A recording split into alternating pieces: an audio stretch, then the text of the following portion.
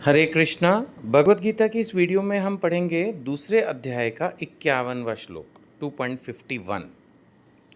इस श्लोक में भगवान कह रहे हैं कि इस तरह भगवत भक्ति में लगे रहकर, मेन यही शब्द है कि भगवान की भक्ति, याद रखिएगा, देवी देवताओं की पूजा होती है, भक्ति भगवान की होती है। सो इस तरह भगवत भक्ति में लगे रहकर बड़े बड़े ऋषि, मुनि अथवा भक्तगण अपने आप को इस भौतिक संसार में कर्म के फलों से मुक्त कर लेते हैं। एक्चुअली अगर हम पाप करते हैं तो उसका फल भोगना कंपलसरी है, जरूरी है। पुण्य करते हैं तो उसके लिए भी सुखों को भोगना जरूरी है। लेकिन अगर हम भक्ति करें तो पाप और पुण्य कर्म के फल जल जाते हैं। पाप और पुण्य एक दूसरे को डेबिट क्रेडिट नहीं करते, मतलब एक दूसरे को काटते नहीं हैं। ऐसा नहीं होता है कि हमने 100 पुण्य किए हैं, 10 पाप किए हैं तो चलो माइनस कर लो और 90 पुण्य का फल ले लो। ऐसा नहीं होगा। 100 पुण्य का फल लेना पड़ेगा, 10 पाप का फल लेना पड़ेगा, ऐसे होता है। लेकिन अगर हमने भक्ति की तो पाप और पुण्य दोनों कर्मों के फल जल जाएंगे और तब आपको कुछ भी, न सुख न दुख भोगना है और आप मुक्ति के लिए योग्य हो। तो यही बात आ रही है। इस तरह भगवत भक्ति में लगे रहकर बड़े बड़े ऋषि मुनि अथवा भक्तगण अपने आप को इस भौतिक संसार में कर्म के फलों से मुक्त कर लेते हैं। इस प्रकार वे जन्म मृत्यु के चक्र से छूट जाते हैं और भगवान के पास जाकर उस अवस्था को प्राप्त करते हैं जो समस्त दुखों से परे है। वैसे भी उस जगत का नाम ही वैकुंठ है। वैकुंठ माने जहाँ कुंठा नहीं है, जहाँ दुख नहीं है। धरती पर सुख भी हैं, दुख भी हैं, लेकिन दोनों ही टेम्परेरी हैं। तो कहीं ना कहीं हम बार बार विचलित से हो जाते हैं। तो अगर हम भक्ति करके भगवान के धाम में जा सकें, पहले तो ये विश्वास हो। शास्त्रों पर विश्वास नहीं होता, भगवान पर विश्वास नहीं होता, किसी गुरु पर विश्वास नहीं होता, किसी मंत्र पर विश्वास नहीं होता। कितना मुश्किल है ये। दुनिया ही ऐसी है, हम हर किसी को संदेह की दृष्टि से देखते हैं।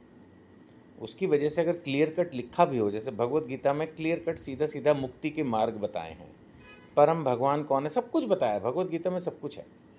लेकिन फिर भी हमें एक स्टेज पर जाकर हो सकता है विश्वास ना हो।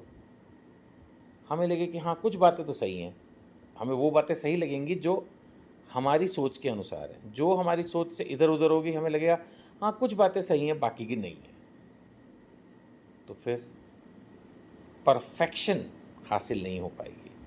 इसीलिए भगवान कह रहे हैं, भगवत भक्ति में लगे रहकर भक्तगण भौतिक कर्मों के फल से मुक्त होकर जन्म मृत्यु के चक्र से छूटकर एक तरह से वैकुंठ लोकाज में चले जाते हैं, भगवान के पास चले जाते हैं और उस अवस्था को प्राप्त कर लेते हैं जो समस्त दुखों से परे है।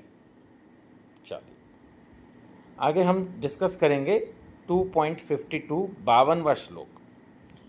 भगवान कह रहे हैं, जब तुम्हारी बुद्धि मोह रूपी सघन वन, ये मोह बहुत बेकार है।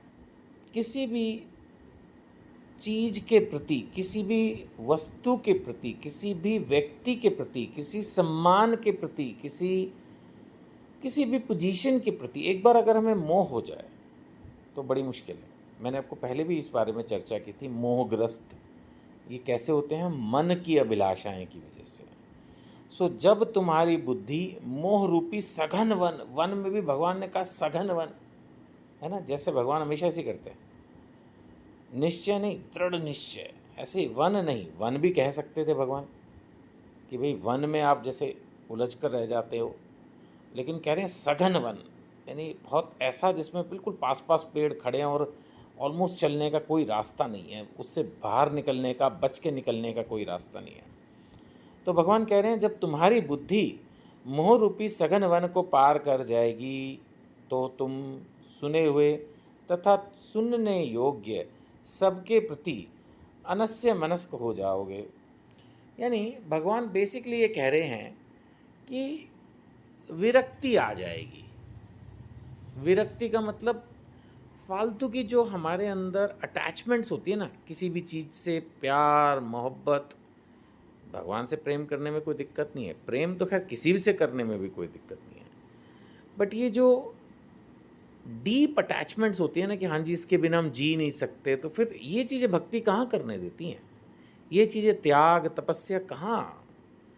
फिर तो बस इंद्रिय तृप्ति, भोग, ऐश्वर्य, जो भगवान पहले भी बोल चुके हैं, जिससे फिर बुद्धि मोहग्रस्त हो जाती है, तो फिर वही चीज़ें होती हैं। इसीलिए भगवान कह रहे हैं जब तुम्हारी बुद्धि मोह रूपी सघन वन को पार कर जाएगी, बुद्धि जो है मोह से आगे चली जाएगी, फिर बुद्धि मोहग्रस्त नहीं होगी, बुद्धि शुद्ध बुद्धि रहेगी, जो सही है सही को पहचानेगी, गलत है गलत को पहचानेगी, तो फिर तुम सुने या सुनने योग्य सबके प्रति अन्य मनस्क का मतलब बेसिकली तुम बिल्कुल एक तरह से विरक्ति, जैसे होता है ना, हाँ जी अब कोई अटैचमेंट नहीं है, बिल्कुल समभाव, हम पहले भी बात कर चुके हैं, समभाव में फिर हो जाओगे। तो करना क्या है? प्रयास करना है। प्रयास किस चीज़ का करना है? कि हमारी जो बुद्धि है वो मोहित ना हो, ये मोह रूपी सघन वन को पार कर जाए। चलिए आगे बढ़ते हैं। अब हम लेंगे श्लोक संख्या 53। जब तुम्हारा मन वेदों की अलंकारमयी भाषा से विचलित ना हो, वेदों की अलंकारमयी भाषा माने उसमें लिखा होता है ना, ऐसा करो तो स्वर्ग मिलेगा, ऐसा करो तो लंबा जीवन मिलेगा, हैं ये सुख मिलेगा, जो भी हमारे जीवन में हो सकता है, धन स्त्री जो कुछ भी इस तरह की चीज़ें लिखी रहती हैं, तो अब दिमाग में वो सब ना घूमे। जब तुम्हारा मन वेदों की अलंकारमयी भाषा से विचलित ना हो और आत्म साक्षात्कार की समाधि में स्थिर हो जाए। आत्म साक्षात्कार का मतलब मैं कौन हूँ? मैं आत्मा हूँ। मैं कौन हूँ? मैं परमात्मा का अंश हूँ। मेरे जीवन का लक्ष्य क्या है? मेरे जीवन का लक्ष्य जीते जी परोपकार है, मरने के बाद भगवान की सेवा है, भगवान के धाम जाना है।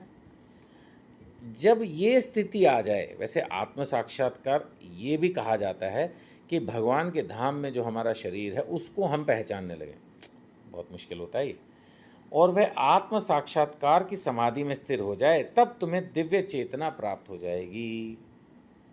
दिव्य चेतना मतलब दिव्य शरीर, दिव्य हो जाओगे। दिव्य माने आध्यात्मिक, इंग्लिश में बोलें तो डिवाइन। तो ये कब होगा?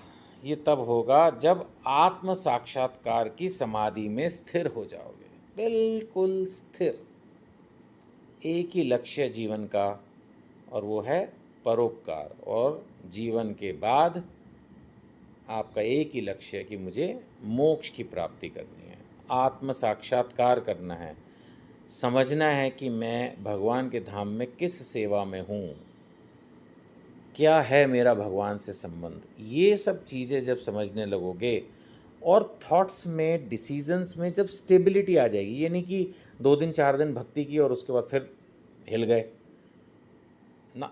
समाधि में स्थिर, या समाधि का मतलब वो नहीं है कि आप बैठ गए जंगल में जाके पहाड़ के ऊपर, वो सब नहीं, विचारों की समाधि है।